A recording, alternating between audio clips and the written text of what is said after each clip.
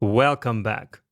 Let's begin this section with a couple of very simple and very easy to understand array methods, just to expand our array toolkit a little bit more. And as always, at the beginning of a new section, make sure to grab your starter files and open them up in VS Code. So that's the folder called Arrays Bankist. And then open up script.js, which is going to contain a lot of stuff here. But for now, don't worry about any of that. I will explain what all of this is and also what else we have in our starter files in a couple of videos from here. All right. So up there we have the application part for the app we're going to build in this section. And then here we have the lectures part, which is a bit more for the concepts themselves. And by the way, this yellow part here comes from a VS Code extension that I use. And I think I showed it to you in the beginning. But anyway, let's not talk about array methods. Now, before we start, let's quickly talk about why arrays do actually have methods. Well, remember that methods are simply functions that we can call on objects. So basically, they are functions attached to objects. So if we have array methods, that means that arrays themselves are also objects. And so these array methods are simply functions that are attached to all arrays that we create in JavaScript. Now, we will learn why all arrays have access to these methods in a later section when we talk about prototypal inheritance. But for now, I just want you to understand that arrays are objects and that they get access to special built-in methods that we can essentially see as tools for arrays. And so, as I mentioned in this lecture, we're going to start by learning some very simple tools that we can use on arrays. So let's start by defining a simple test array that we can work with. And I will make it as simple as possible, just with these letters, because that will help us understand some of the things we're going to do here. All right, the first method we're going to talk about is the slice method. And this one is very similar to the slice method that's available on strings. Remember? So with the slice method, we can extract part of any array, but without changing the original array. So essentially, we can take a slice of an array, and so that's why it's called slice. So array.slice, and now just like in strings, we have the begin parameter. And so this is the index at which we will start extracting.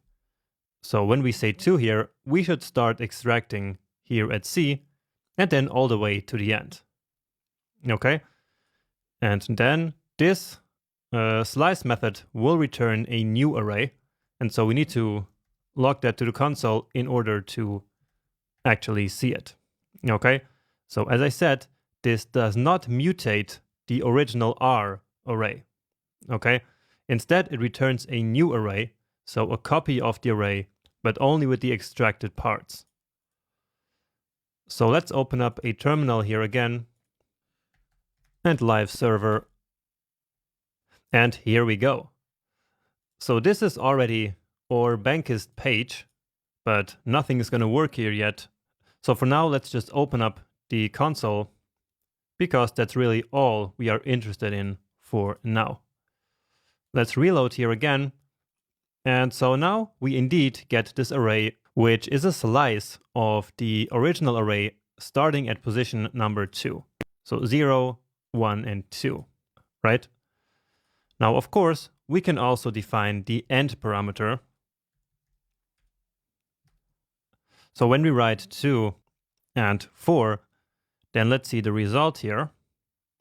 And so what this means is that just like in strings, the end parameter here is not included in the output. So index 4 is this one here. And so, yeah, as I just mentioned, this one is then not going to be included in the output. So 2 to 4 is really just 2 and 3. Okay? And so the length of the outputting array here will be the end parameter minus the beginning one. And so that's exactly the length we get here. Okay. Then next, again, just like in strings, we can define a negative begin parameter, and then it will start to copy from the end of the array. So -1 will basically take the last two elements of the array, so D and E. And so with this, it's pretty easy to simply get the last element of any array. So if we just duplicate this, so -1 is always just the last element of any array. So this is a very nice trick that's sometimes useful. And now to make this complete, we can also use a negative index as the end parameter. So let's start extracting at position number 1 until -1, basically. So let's see, that returns B and C, and that's because it now starts extracting at position 1, which is here, and it extracts everything except the last two here. So that's what the -2 here means. All right, and if you find this a bit confusing, then just experiment a little bit more with this. Now finally, we can use the slice method to simply create a shallow copy of any array. So to do that, we simply call it without any arguments at all, and then indeed we get here the exact same array. And if you remember it correctly, we already did something similar in one of the previous sections, but using the spread operator. Remember? So back then we did this, so creating a new array and then expanding the original array into that. And so that gives us the exact same result. So the question is, should you use the spread operator or the slice method in order to create a shallow copy? Well, that's actually entirely up to you. So it's just a matter of personal preference. The only time you really need to use the slice method here is when you want to chain multiple methods together, so calling one after the other. And we will do that, of course, later in this section. All right, so that is the slice method. Next up is a method with a very similar name, which is called Splice. And the splice method works in almost the same way as slice, but the fundamental difference is that it does actually change the original array. So it mutates that array. So let's again log the result to the console anyway, but now we use splice, and then with the same argument as we used before here. And so the result here looks exactly the same. So this one here is the same as this first one. Let's give it even more space here. But now watch what happened to our original array. And we see that all that remains here in our original array is the first two elements. And so now the extracted elements are actually gone from the original array. So Splice deleted them. And so what we can see is that Splice actually does mutate the original array. So it takes part of the array and returns it, and then the original array itself loses this part that was extracted. Now in practice, most of the time the value that the splice method returns doesn't even interest us. All we are usually interested in is to just delete one or more elements from an array using splice. And one pretty common use case is to simply remove the last element of an array. So let's actually do that here. So let's say r.splice and then -1. So just like in the slice method, -1 here is the last element. Okay, so the begin and end parameters works exactly the same as in the slice method. Let's now just get rid of this one here so that we see our original array. And so indeed, as we log here r to the console, it is the original array except for the last element, which was e. And so that's exactly what we did here. All right. And as always, in case you want to learn more about any particular method, for example, you can always use the MDN documentation. So let's say MDN array Splice. So this one. And so now here are some more examples on how to use this. And so you have the name of the parameters. And actually, the second parameter is called delete count. So it's actually not the begin parameter. So it works a little bit different than in the slice method. So let me just show that to you. So going back here. So if we do .splice, let's say at position number 1, and then we want to take exactly 2 elements. And so then we write 2. Okay? And so the result now of the resulting array, it should be that B and C are deleted. Okay? And so indeed, only A and D now remain. Let's log R to the console here to see the process a little bit better. So here we removed the first one, and then here we went to position 1 and extracted or deleted 2 elements. And so position 1 and then 2 elements. Okay?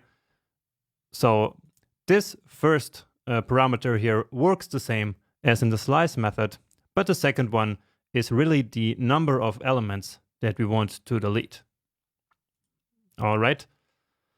So that is Splice. Next up, we're going to talk about reverse. So that's a very simple one. Let's just restore our array here at this part so that we can work with the original one here.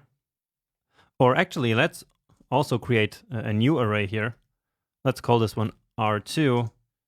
And here we will have 5 more letters of the alphabet, but this time in a wrong order. So let's say for some reason we are working with this array and we need to reverse it. And so that's exactly what we use reverse for. So R2.reverse, and indeed it now returns the reversed array. Here I actually want F, and so now it is correct. So F, G, H, I, J.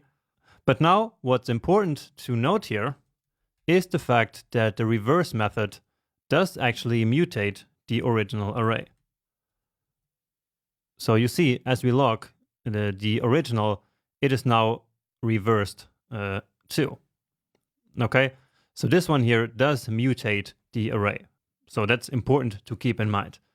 So maybe you're noticing that in each of the methods, I always mention which one mutates and which one does not mutate the original array. And that's because this is a very important characteristic of each of these methods. That's because in a certain situation, we might not want to mutate the original array, and then we cannot use any of these methods. Okay. Next up is the concat method. And so this one is used to concatenate 2 arrays. So let's create a variable called letters. And letters will be the result of calling the concat method on array. And here we have to specify the second array. So let's take a look. And now we have the 10 first letters of the alphabet here. So the first array will be the one on which the method is called, and the second one is the one that we pass into the concat method. And once again, we already did this before in another way, remember? So we could simply also do this, right? R and then R2. This gives us the exact same result, and it also does not mutate any of the involved arrays. So just like concat, which also doesn't mutate the original array here. All right. And finally, just the join method that we already talked about before, but just for the sake of completion here, right? And by the way, here in this concat method. So if you prefer to do this one, it's of course perfectly fine. And once again, it is just a matter of personal preference, whether you prefer to use the spread operator or the concat method. All right. And now here, let's just join all the letters of the alphabet together that we have here in our array by using this separator here. Okay, and so as you already know, the result here is a string with the separator that we specified. Great. So your array toolset is rapidly growing here. And remember that you already know push, unshift, pop, shift, index of, and includes from the intro section. Now, if you ever lose track of all these different methods and how they work, you can always come back to these videos, or of course, check the documentation on MDN, just like we did here. So no developer in the world knows all of this by heart. So sometimes I even have to look up how the splice or the slice method works, because it's just too many methods to keep track of. And yeah, it's very hard to know everything by heart. But anyway, let's now move on to the next lecture, where we will take array methods to a whole new level.